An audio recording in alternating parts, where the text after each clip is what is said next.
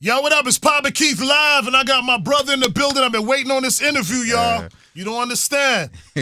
I pressed this brother like, yo, come see me. Yes, and sir. he came. He pulled up, man. Ladies and gentlemen, the one and only Nino Breeze is in the building. Yes, sir. Miami, what they do? What's good, brother? How are you, man? And I'm feeling good, boy. That's what's I up. done pushed up on Papa Keith. I must be doing something right, Now boy. you damn sure doing something right, man. But you've been doing something right because I came to you and was like, yo, man, come see me for real. You know, and it had nothing to do with the raw stuff and the MMG stuff, man. You know, I'm going to tell you what it was for me.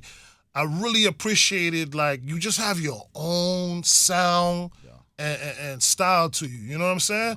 And then just the way how you flip your words, it just... I just like it, man. You know what I'm saying? I just like it. I mean, I've been doing it a long time, though. You know what I'm saying? And it was always like a priority of mine to be one-on-one.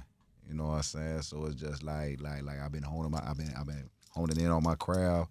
You know what I'm saying? And I've been up and like, you know what I'm saying, just putting it all on the line as far as the hustle. It's like you got to blend of both. Everything working right now. That's what's up. Let's take it back now and talk about, you know, your humble beginnings. You from St. Petersburg, Florida. Yeah, St. Petersburg, Florida. That's what's up. Let's talk about your time there and how you got started. Okay, so, yeah, I grew up in St. Pete, you know what I'm saying? It was kind of like a rough city, you know what I'm saying? Like, it has its pockets, right? Yeah, it's thugged out up there, you know what I'm saying? It's a little bit different now because they gentrifying, they trying to get us up out of there, you know what I'm saying? But like when I grew up, once you hit Southside St. Pete, it wasn't nothing but one hood after another. Wow. You know what I'm saying? So I grew up like mostly cross 9, like that's not my hood. But like you just got so many. And you know, I just seen a lot of things. I didn't have a lot of resources. Like I always wanted to be a rapper. That was like my first love. But it just wasn't realistic at one point. I knew I had to get me some money. I knew I had to find a way to get my face out there. So it's like I started trying my hand in the streets. You know what come with that. You know what I'm saying? It got deep quick. So, you know, a lot of trials and tribulations, state time, county bids, fed time. You know what I'm saying? I heard you was roomies with my boy Kano. Yeah, that's my dog. Yeah, man. We wasn't selling. He was in B3. I was in B4. Oh, okay, so gotcha. Like his dorm was next to my dorm and it was connected. So it's like if the police wasn't looking, you could like kind of like tiptoe. Right, you know what I'm saying? I might right. sneak over there, go vibe with dog. He might sneak over and come vibe with me. But he was just like I don't know how to describe it. He was like a CEO in prison. You know what I'm saying? Like he had a whole circle of rappers that like throughout the compound that he had ran into, you feel me? And Kano's a special guy, you know? Oh, like he gonna motivate you. He gonna keep you sharp, like, bro. Like he used to down there harass me. You know what I'm saying? Like, hey boy, they wanna hear you ain't met so and so yet. Like we was in there with some iceberg people, a little bit of everybody, you know what I'm saying? Because it's a parallel between the industry and the streets. Yeah. You know what I'm saying? So it's like a lot of, and I was at Coleman, so it's like probably 80% of the compound was Florida. So it's like a lot of the who's was either in there, if they wasn't directly the man, like they could be the brother, they could be the cousin. So he just did a lot of good networking and he kept on. So Kano's was kind of responsible for discovering you, would you say? Yeah, most definitely. Okay. Like me and him, we had such a good vibe and where we kept in contact on the streets. So it's like, you know, I'm on the streets, I'm making my music. Every time I send it to him, he sending it to Ross. I first met Ross in 22 when I made my first day out track because it got posted on like a Florida blog. That's how Ross ran across it. And when I said something to Kano, I'm like, hey boy, Fat Boy just, you know what I'm saying, he just stamped me. Right. And he was like, yeah, I've been telling him about you. Matter of fact, come down. So I ended up driving to Miami. We went to Club 11 that night. Oh, that's that was what's my up. first time meeting him, but that was in 22. At the time, I wasn't all the way focused. You feel me? So that's not when it happened. It happened in 24 once I was like consistently in the studio, consistently dropping. I was having motion in Central Florida, doing shows in St. Pete, Tampa, Orlando, stuff like that, Clearwater and everything. And he like I think that's just what it took for him to see that. That's and to what's be like, up. okay, now it's time for us to actually lock in and get to the business. So one of the things I do, because I watch people when they not looking to see how they move and how they react. And one of the things I appreciated about you is that, I mean, you look like you'll knock somebody's head off their shoulders and like, you know, killing and all this. I don't know, right? Yeah. But when you're on stage, when Ross is performing, you're off stage, you're just as much as a fan of his music, and you're right there with him every day. Yeah. And I'm just so amazed by how much appreciation that you have for the music, for him. you just seem like a very loyal person. You know what I'm saying? Yeah, to the bone. You know what I'm saying? But it like, for one, like I was already a fan of Ross before I met him. I would tell people I got like 2 phases. Like when I was young, before I really knew what was going on, like just as far as life or the streets, whatever, I was a fan of more animated rappers like Ludacris, Eminem, DMX. But it's like I say like around 2012 when I came home from my state bid and I really locked in and got to the bag, Ross was my favorite rapper in that era. Right. You know what I'm saying? So it's like, I think that's another thing he liked it too. I remember the first time I hung out with him, we was in the club and Sam Sneak, like after Ross will perform, he'll just keep spinning MMG records. Right. But he'll find like them deep B-side cuts that you might not know about, and they played MMG Untouchable. Oh, yes. You know what I'm saying? And I was teed up and he gave me a look like, oh, no dog did. Okay, he know this one. He really, he you know what I'm saying, in, tuned in. So it's like, yeah, so when he be on stage, it's like I already like the music, so it's just a genuine reaction, you know what I'm saying? And then on top of that, we really out here, we really doing it. I always got enthusiasm about it. Well, listen, your side of the woods, Doechii. Yeah. You knew her before the Grammy? I knew. I don't know her in real life. I knew about her music before the Grammy. Got you. Yeah, That's what's she up. doing her thing. So is there a lot of motion from artists out there now since you've emerged, Doechii's emerged? You got Rod Wave. He's probably the biggest thing from our way. That part. He going crazy. And we've had other rappers, maybe not crossover all the way mainstream, but it's always been like a good, better talent out there. You know what I'm saying? Like I listen to a lot of dudes from my city. Listen to a lot of dudes from my county, just Tampa Bay period, Central Florida period. But like I think the whole state of Florida is getting more shine. So y'all getting more, Orlando getting more, Jacksonville doing their thing, even Tallahassee, you know what I'm saying? Duval doing so their yo, thing. we got to see that table, you know what I'm saying, going on. Being able to move around with Ross and flying in these jets and like between you and Lex, man, does this spoil you a bit? Does it like how do you manage that? You know what I'm saying with just reality. I don't know, like I don't let it spoil me. Like I don't know how to describe it, but like it kind of reminds me of how my life always been, or like maybe not always, but okay, it's like you know I really come from the struggle. Right. So it's like even when I got me some money, like I had money. And I spend my money like I get me nice things, I go nice places, do nice things, but it's just something about it like, that where I never wanted to lose that connection with the soil. So it's like we was doing the tour, you feel me? We going from city to city in the jet. They say the jet got to get maintenance done, so next thing you know, we on a tour bus. All good. It's all good, you know what I'm saying? I climb up on that top bunk just like I did behind the wall, like, cause it's like, I don't know, it might be a complex, maybe something I need to get rid of, but it's like when you in the streets and you getting money, you know it's always a possibility you could fall. So you don't want to so much cherish the nice things to where like you can't cope with the idea of doing time if you plan on being righteous. Right. You know what I'm saying? Like I don't know. That's how I dealt with it. Like I never cherished it too much because I knew like it's a possibility I could have to, you know, I might have to take a little Gatorade break, but I might end up back in there. Right. I ain't finna be in there bitching and crying and you know what I'm saying? I want to make sure that I'm on, you know, man time. So, well, those days are over.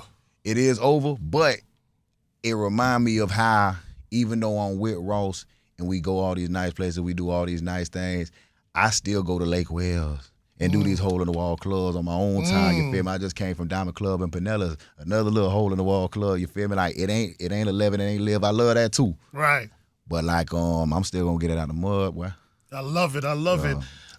Listen, man, you knocked this with your first single, and now you following up with New Era 8. Yeah. That's what's up. So, first of all, since you're here, I just got to make a quick brag. Clearly, I was the first one that played on radio. Right? Most deaf. That's a big fact. That's a big fight. It wasn't even on the DSP yet. Right. You know what I'm saying? Like I don't think I had it clear, homie, to be honest. Like I don't. Yeah. Well, let me tell a story because it's a cool one. We was at Rolling Loud. Yup. And I seen you at Rolling Loud, and from the conversations that we had before, I told you I'm gonna support you. Yeah. And I said, man, I love your music. What you got next? And you like, what? Well, I got one. I got something for you. Yeah, and I was like, all right. And I think honestly, I knew about it because Kano had pre'd me to it, right? I think Kano had played it, and I was like, what's that? Yeah. You know what I'm saying? And I was like, Yeah. but I wanted to make sure I got it from you, and you literally gave it to me backstage at Rolling Loud when you and Ross was performing, and then I just took it to the radio that Monday after Rolling I Loud. remember that. Yeah, I got a couple videos in the DM that day. You know what I'm saying? That's People just what's riding up. around Miami. They was recording. They be sending me the videos where they record the car radio. Right. Hey, boy, you on? You know what I'm saying? Well, listen, I mean, I felt you deserved it, man, and I was appreciate happy. that, yeah. You know, I was happy for you, and now it's on. You know what I'm saying? Yeah, It's on and going on. popping. Going on. You know, so let's talk about that because I kind of pump faked about what I thought New Era 8 was. I automatically thought about our dear friend in Pompano Beach, Lamar. Yeah, that's what it's about though. Okay, so in your own words. Like for me, like really, I was just writing a song and I came up with that opening bar where I was like New Era. Well, I really started off. I was like Lamar Jack. I told the Rock on 4th and Inches. That boy paraplegic. He don't stand on business. You know what I'm saying? And I just kept going in from there. But then I thought New Era 8 was a little more slicker. Right. But it's like that ended up being the title of the song just because, like I said in that line, it's like, okay, 4th and Inches, boy. When it's crunch time, my team depend on me. Yes. And I'm going to tote the ton. You feel me? I'm going to secure the bag. I don't do no fumbling. I'm going to come through. So it's like same way he the MVP for his team. That's how I feel about me and mine. You know what I'm saying? up. So that's like pretty much what the meaning of the song Has is. he hit you up? What's crazy, he hit me like before I locked in with Ross, I had been at least had like the beginning of the song because I remember I made a video in the trap. I was just like saying it. I like New Era 8, I told the Rock on 4th and Inches, and he ended up seeing it and liking it back then. But like since we done made it like an official track, you know, I ain't heard from Dog, but I just look at it like a sign, like boy, I just gotta keep pushing because I'm gonna get this bitch on your radar, boy. Right. I'm trying to run out on the field with you. You know what I'm saying? You know how that like when the team just I'm trying to be out there. I think the irony is gonna be like since you dropped this song, this year is gonna be his year. Yeah. So that's how I feel about it. I think he's gonna get the chip this go around. In 8 we trust, boy. We rocking and rolling by Lamar, boy. We locked in, boy. The whole FLA. That's what's up. You know 2 what I'm singles out right now. Any album on the radar? What we doing right now, so like what I've been doing, I've been beating up them little freestyle like platforms. I did a freestyle in Cleveland with DJ L. I did the On the Radar thing. I did one with Bebe out there in Dallas. You know what I'm saying? So I'm finna make an EP out of the freestyles I've been doing. Nice. Probably add like a chorus, add another verse or something. But like all that gas I've been giving out, just like little samples of, we gonna put them on wax. We gonna get y'all boys something to ride around to. And then I'm gonna lock in on my next project, like and really go in. But it's like you know, so like the tour, it been putting me in those different markets because all them people like located different places. And I just been getting so much good feedback on the freestyles. Like, boy, make this a song. I bet I got you. That's what's up, man. Some of the things you don't like about the industry, man. I don't know. I mean, Or you don't care for. Let me put it that way. bro, I like it. I like it. And the things that I don't like about it, like I don't all the way look at it like an industry thing. I look at it like a business. You know what I'm saying? Like a business thing or just a life thing. Like I ain't anything else. Yeah, because it's like I already anticipated like certain things, like certain people gonna hate on me, certain people gonna be sleep on me, certain time like the business ain't gonna be square. You feel me? Like they be saying people in the industry fake, but I ain't super friendly. I feel like I done ran into anybody fake. That might be another advantage of being locked in with Ross because he been navigating the game for so long. He probably ain't even putting me around the real messed up people. You know what I'm saying? Right. After 20 years, you gonna know what's what. So. I mean, for me, I ain't saying it's all gravy, but it's just like, I'm not like, I've been conducting business and getting money before the rap thing, and I'm not like young, green, naive, none of that. Right, you know what I'm saying? right. Like, so it's like by the time I actually got my foot in the door, I was already familiar with, you know, the struggles that just come with hustling, period, and it's universal. It don't matter what the grind is.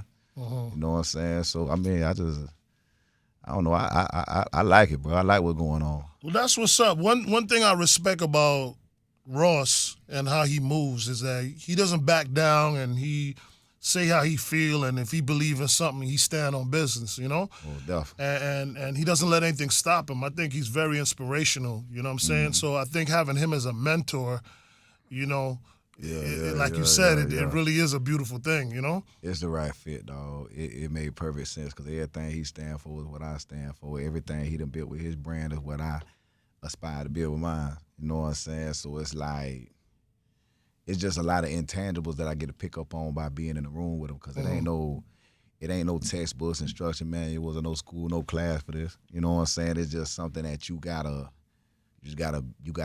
take to it. You gotta soak up game the best way you can and apply it. You know what I'm saying? And we in grind mode day for day. You know what I'm saying? Brick by brick, rock for rock. We doing it. So it's like the approach we have. This how I'm used to being, like in real life, pushing up, popping out, what's happening. You know what I'm saying? And it lasts longer in meme mode.